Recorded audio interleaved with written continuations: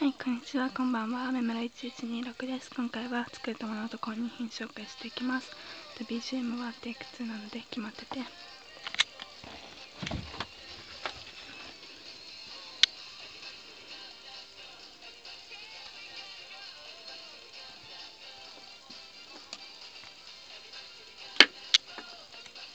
いません。ありがとうと。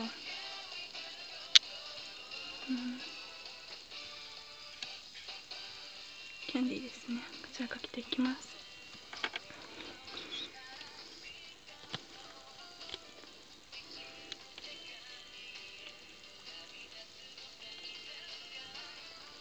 まずは作ったものなんですけど、こちらの後ろの文字を作りましたね。レイとですね、レイヤの文字なんですけど、こちらは友達に頼まれたので作りましたね。はい、あとはこちらにあるんですけど、はい、こちらの羽田くんの切り抜きを貼ってクリップにしましたね。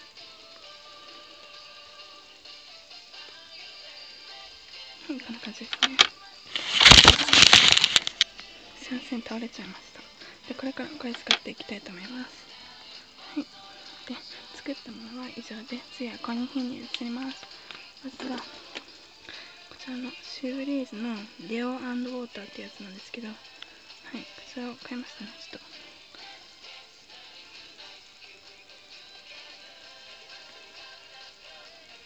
はい、こんな感じですね。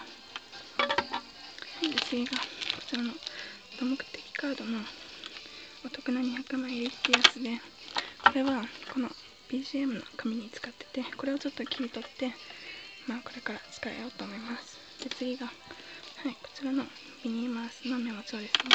はい、こちら買いました。あとは、これお土産でもらったんですけど、こちらのディズニーの、こんな感じのメモ帳ですね。これをもらいましたね。